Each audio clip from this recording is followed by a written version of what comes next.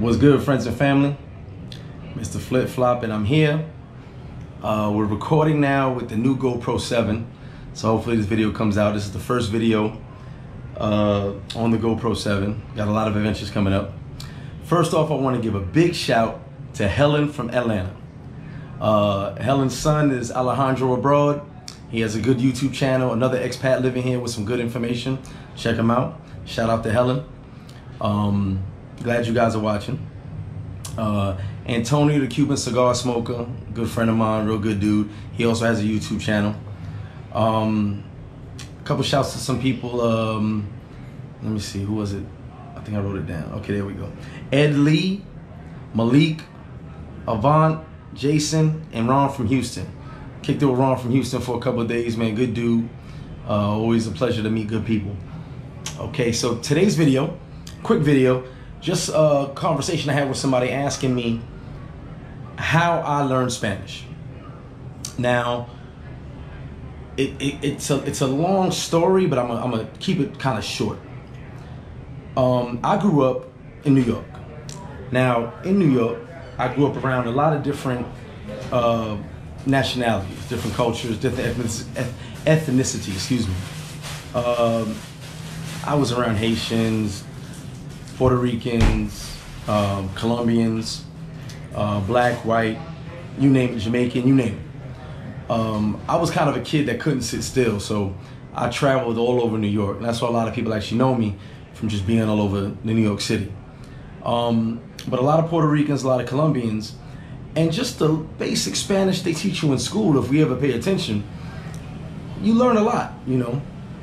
I want to say from 16, 17 on, I could pretty much understand Spanish almost completely. And into my 20s, I could say there wasn't a single word I didn't understand. But speaking it was a big problem I had. And I'll explain why.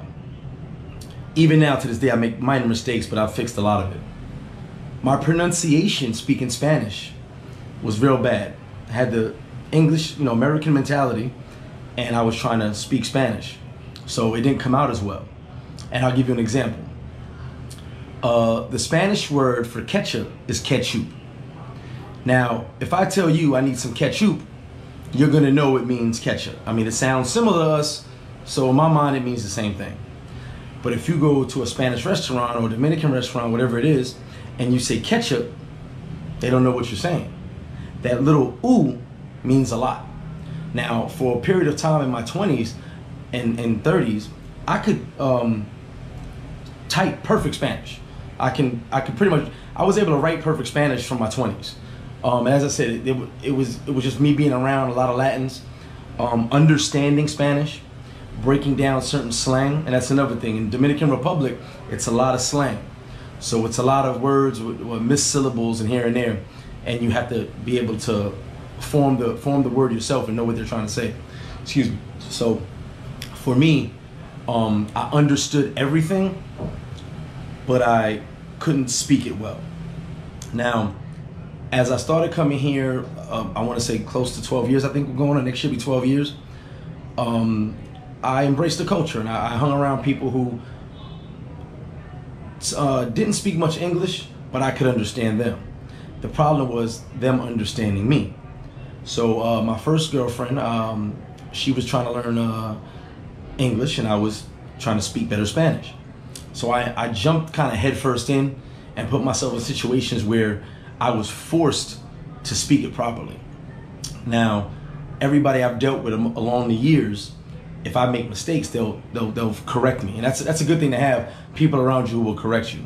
But one thing I kind of did, which I don't recommend to everybody, is I've gone places where no one spoke English.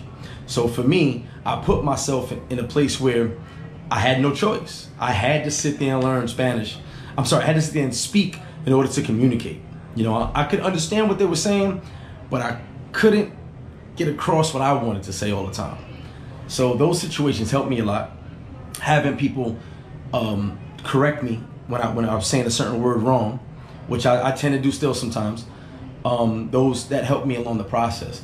So for me, let's just say being in this country now, so let's say 10 years, I want to say the first 3 years, like I said, I understand everything, but I couldn't speak it as well. So for the first 3 years, my communication wasn't great.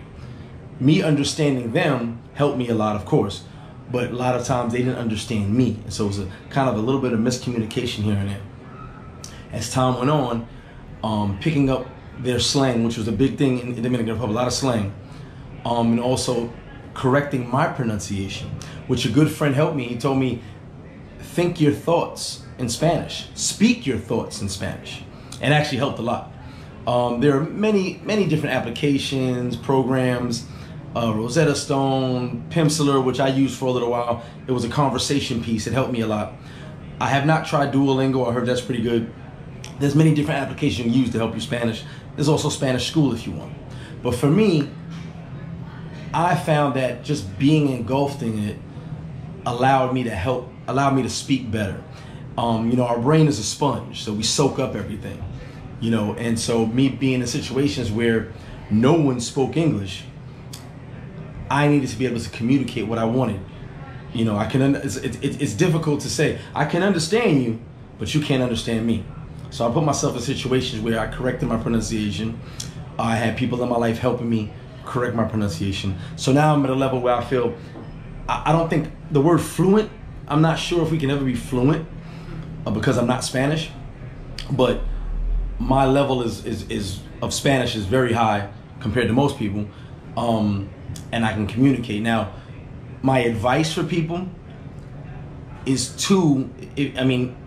I have a friend who works with Dominicans and they never speak Spanish to him. I said, the easiest way for you to learn Spanish is to kick it with them and talk Spanish. And he goes, they never speak Spanish to me. Well, look, you're around Dominicans in America. That's the easiest way to learn. Pick some things up before you get down here. I'll tell everyone, learning the basics of Spanish helps you a lot. Now, for me, as I said, I engulfed myself in the culture. So Spanish to me was very, very important. Like I said, I understood it from being in New York, but I really felt the need to be able to speak it. Now I can communicate with anybody.